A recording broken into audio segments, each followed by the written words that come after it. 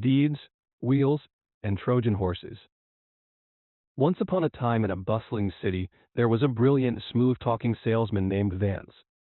Vance didn't just sell products, he sold dreams.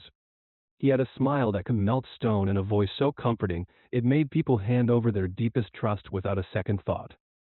For years, people invested their hard-earned savings into Vance's exclusive, elite living fund.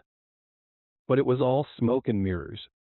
Behind the velvet curtains, Vance was draining their accounts to fund his own lavish lifestyle. Eventually, the fabric of his lies began to unravel. The grand authorities started asking questions, auditing his books, and closing in with handcuffs. Vance knew his freedom was ticking away on a very short countdown. Terrified of the impending trial, Vance shifted into overdrive. He didn't want his victims testifying or cooperating with the investigators. So, he went back to the very people he had ruined, carrying a velvet sack full of astonishing tokens. To one family, he offered a shiny brand new luxury sports car. To another, a thick briefcase stacked with crisp $100 bills.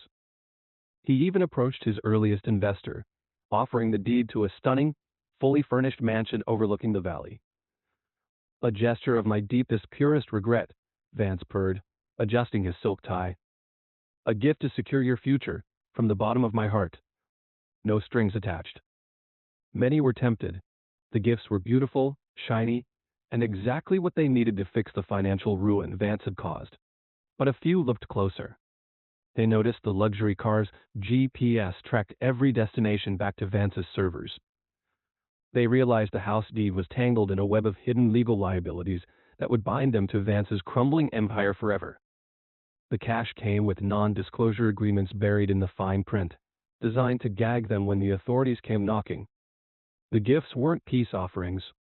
They were hollow statues built to smuggle his defense inside their walls, designed to silence them and protect him from the consequences of his crimes. Those who saw through the glitz walked away, leaving Vance standing alone on the pavement with his keys and his cash, as the distant sirens began to wail. The moral? When a known deceiver suddenly showers you with grand fortunes, do not marvel at the generosity. An enemy facing ruin uses gifts as shields.